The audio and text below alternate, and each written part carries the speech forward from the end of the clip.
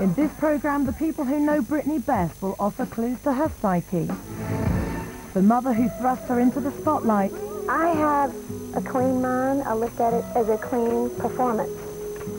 The mouseketeer who guarded her most tender secrets. Britney and Justin were just supposedly playing hide and go seek. The first husband who swept her off her feet. Every time I pull up in my car, Britney bought you that, huh? I'm like... And the high school boyfriend who taught her all about love. This is where Britney would like to bathe when she was over here. She loved it. We'll unravel the tale of Britney Spears' shocking fall from grace. VH1 News presents Britney's Secret Childhood. I'm crazy like that.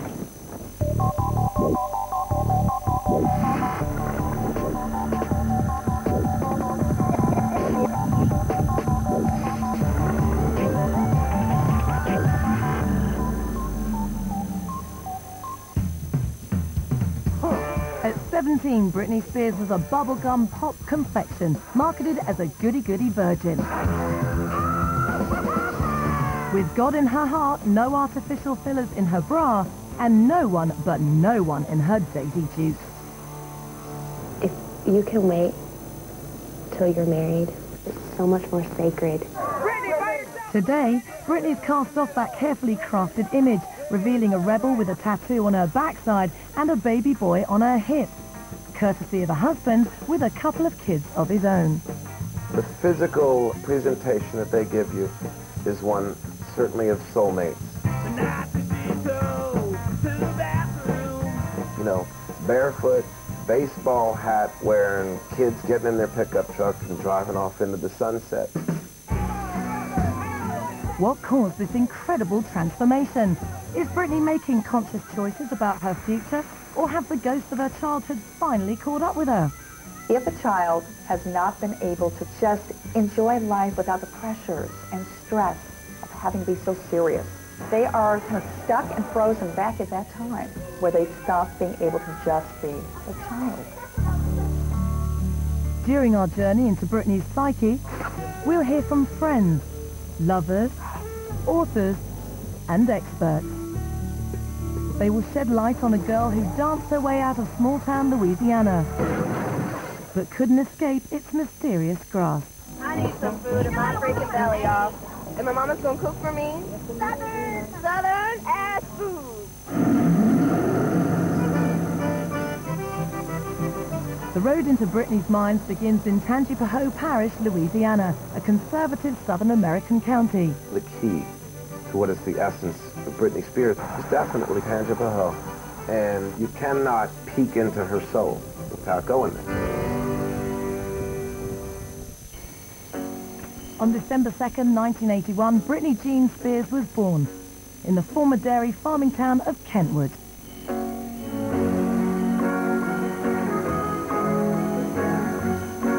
A lot of farms have phased out now, so we're not as bustling as we used to be. Kentwood has developed into a more or less trucking town. Many of the residents are truck drivers.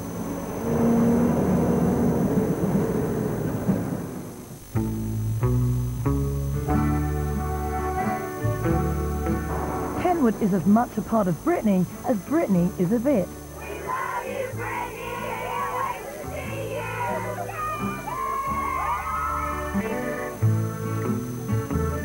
She grew up drinking Kentwood spring water and eating at Nyla's restaurant, popular with all the locals. Eventually, all roads to Britney lead through Nyla's Burger Basket. And people go and say, you know, I'll have what she eats. And they don't have to ask who she is. When she's here, she likes to eat the grilled chicken. She loves that. The last time her and her mom come, they sit by the coffee pot. Her and Britney are more like sisters than they are mom and daughter. They're very spiritual. They go to Kentwood Church, Kentwood First Baptist.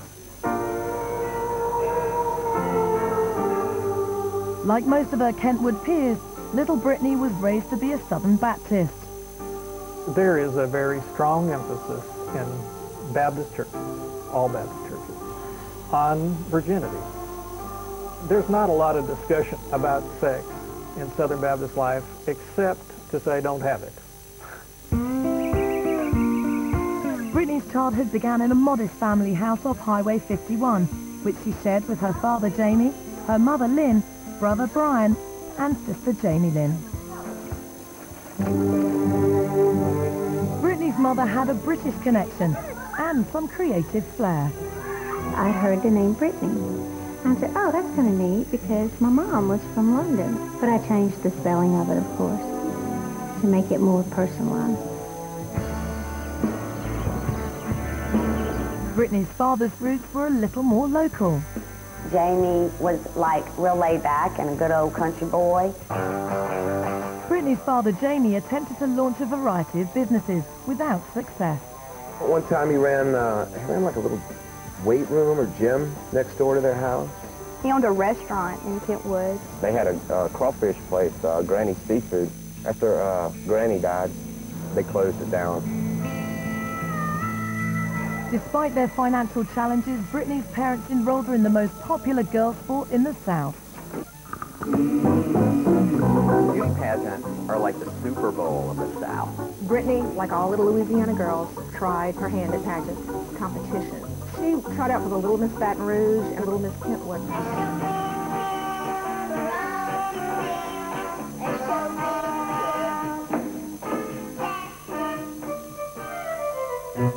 The pageants taught Britney the skills she needed to survive in the modern world. Poise, the importance of lip gloss, and how to shake her now legendary booty. There's something JonBenet Ramsey about Britney Spears. There's something about pageant people. They're different. 5-year-olds and 6-year-olds with big hair and lots of hairspray. They're selling this much older image than they are. Contestant number 1, Britney Spears. Britney emerged with a love of the stage and with a voice that was mature beyond her years. She would be at school and she would start singing and turn around and say, Melissa, do I sound like Madonna? I was always like, no, not at all. But it took a mother's encouragement to turn a child's heartwarming hobby into a family business. I remember my mom calling her friend saying, you know what, I think my daughter can sing. Lynn takes out a tube of lipstick and she starts dotting it on Britney's cheeks and kind of rubbing it in, and then she looks at me and she says, can she borrow your earrings? So we get to the craft fair, and there's this little stage, and I'm thinking, oh no, what are they going to do to this child?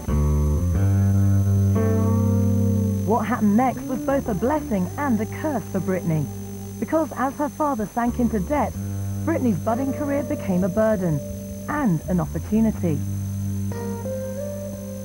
Oh yeah, they were very poor. Darnie Fennerty was Britney's headmistress at Darnie's Dance Factory on Georgia Avenue in Kentwood. I can remember one time we went to a talent competition out of town, and she won $1,000, and they couldn't afford to stay in the hotel, and they drove all the way back to Kentwood 6 hours that night. Oh yeah, it was tight. It was really tight. It was just really hard to make ends meet.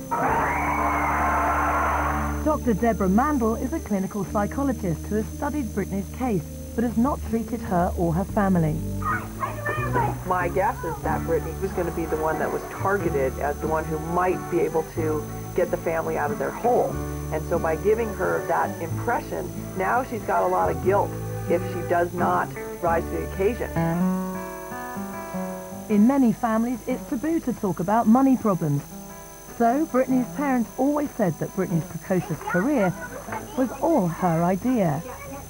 When she was a little bitty girl, she had this fantasy to be a star, a famous star. Whether she was performing at the Peach Festival or the Alligator Festival, she said, I want to be a star. It's an absurdity. You know, we kids in the business are trained to say stuff like that. Oh, I always wanted to do that.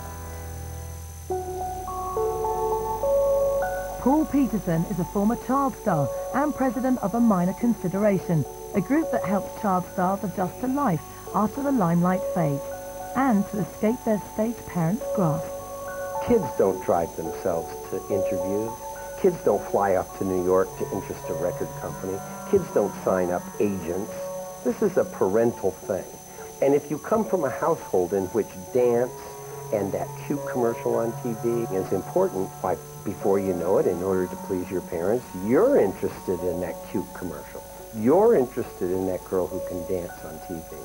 She would sing constantly for hours, and it'd be right in front of the TV. Like Alice in Wonderland, little Britney would soon step inside that magic box when her parents arranged an appearance on TV Star Search. I don't care. Very sophisticated song for this young girl to be singing. But Britney's coming out party would cause problems later. There's a lot of sexual energy that is oozing out of that little girl. She can't possibly manage that kind of sexuality. So as she grows up, you're going to see this split between Britney, sexual Britney, and then there's Britney. And those two will have a difficult time merging together.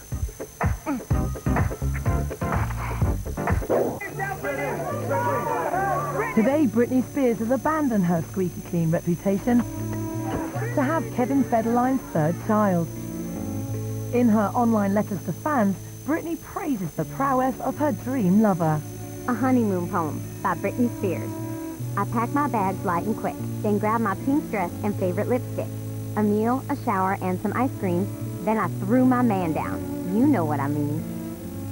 Why would America's virgin pop princess destroy her carefully crafted image to marry a wannabe rapper who abandoned his family? I just don't see a guy with a live-in 8-month pregnant girlfriend as a key catch. Stay away, girls. The answers lie buried in Britney's childhood home of Kentwood, Louisiana. While Britney's mother Lynn was shuttling 10-year-old Britney to music contests all over the South, her father Jamie had other things on his mind. Mr. Spears appears to, on the surface, have some serious financial problems going on. Eric Steinwald is a forensic accountant. As we look at various documents, we see civil judgments for amounts of $10,000, $20,000. We see federal and state tax liens by the Department of Labor. In June 1992, the Inland Revenue sent Jamie Spears a demand for over $30,000 in tax arrears. And it may have been up to Britney to bail her family out. A family where there is not an independent income stream on behalf of mom or dad, a family where suddenly the child's success begins to dominate family life, you are looking at trouble. The father must provide for the children. And if he is unable to do that, then the mother has to step in. And it seems that's what Lynn Spears did. And looked at Britney and said, there's our ticket.